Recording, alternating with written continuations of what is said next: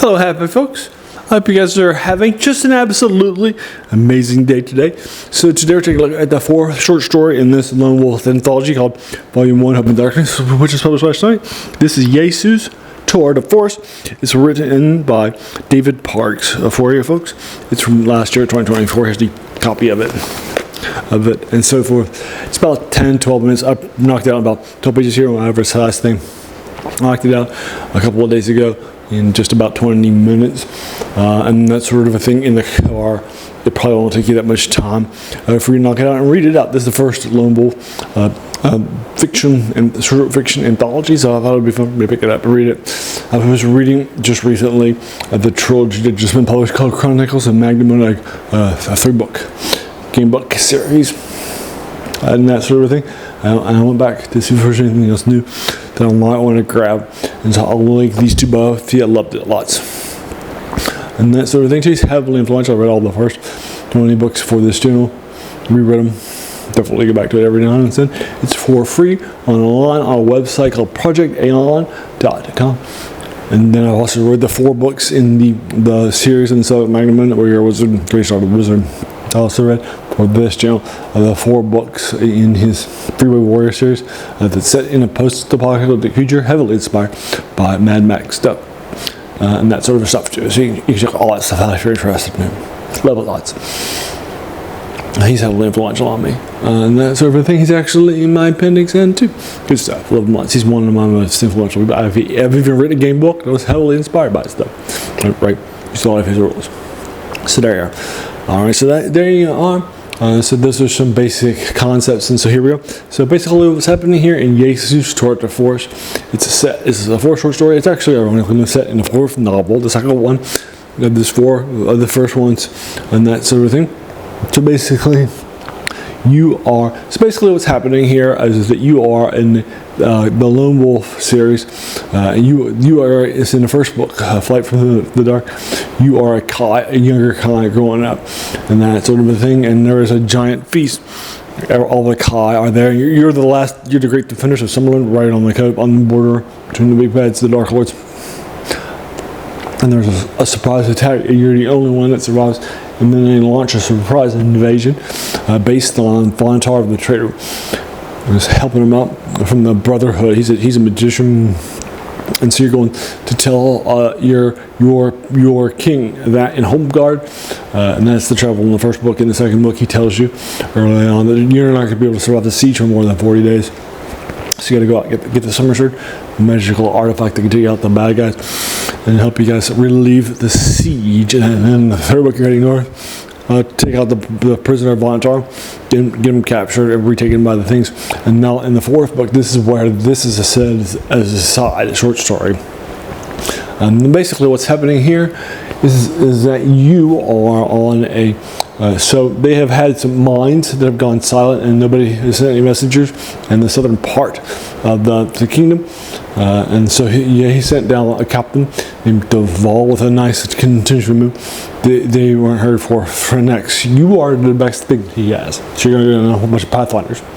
On the way down there, you come across a touring troupe of troubadours that you set up with for the night, and they show you a show. And so basically what's happening is that this Yesu character is one of the troubadours. Basically what's going to happen, he is going to be so inspired by you and all of the great stuff that you've done, he decides to write this magnum opus, his pièce de résistance, if you will. He actually is going to write this giant play that tells your life and that sort of thing, if it makes sense. And so you can check all that stuff out. And so basically he's going to start to write this stuff out as the inspired person, but he actually isn't typically a writer. He's more just an actor, dilettante, and that sort of thing too. But this will be definitely his inspiring performance. He actually misses a meal, even though he's a little chubby guy. All that stuff will happen, and that sort of thing too. So yeah, that's basically Yesu's character Tour de Force. That's happening. I do like it. I think the ending's a little funny, interesting. It's definitely a comedic, fun, interesting take on the Lone Wolf and Magnum series, which is sometimes can be a little darker and grimmer, if you will. And it's if you're looking for that, it's a nice little feature. I did think the ending was a little predictable at times. So I'm probably going to give this like a 6.5 out of 10. It's fine. It's a nice version. Like I said, it's about 10 or 12 pages long. It won't take that much of your time either for you to knock it out either. So there you are. Have you read it? If so, what did you think about it? Let me know what your thoughts are in the comments below. Happy to engage you with it further in the comments below. Now, as a reminder, I'm not a trained critic of English and literature, right? I didn't even study English in college, right? So that means I'm just a fan, right? So again, your opinion is going to be just as valid as mine is, right? For all those reasons. So let me know what your thoughts are. Happily to engage you with it for whatever your thoughts are. And if you agree or disagree, must continue to have too. Alright, so that's Yesu's tour de force. Alright, so there you are. I do 3 of these older reviews a week of these older things. All those are last year, but you get the idea. Typically, things are a few years older, or sometimes decades ago, or sometimes centuries ago too. Stuff like that too. In the 3 genres that we cover: science, fantasy, science fiction, and horror. Folks.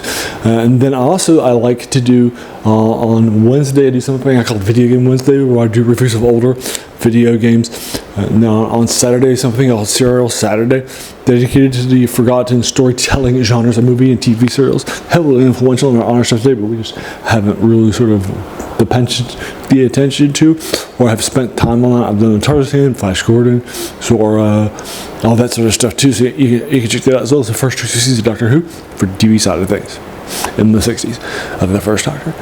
So you can check all those reviews too. And then on Monday I do older reviews of modules and Dungeons and Dragons or battle mechs. I do my top 10 mechs from various TRAs from Battletech 2.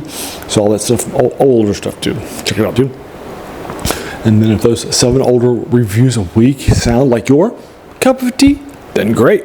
Welcome to the channel and have a seat. I think you'll enjoy your time here quite a bit, right? And you can definitely tell this is definitely the passion of this things too. And while you're here, why not do all the YouTube stuff like hit the subscribe button, the like button, the bell icon to be notified of those 7 videos a week, and also also share. But basically share and watch. Those are the key ways of growing the channel for you folks. You can also tell us where the name comes from too. All those other things too.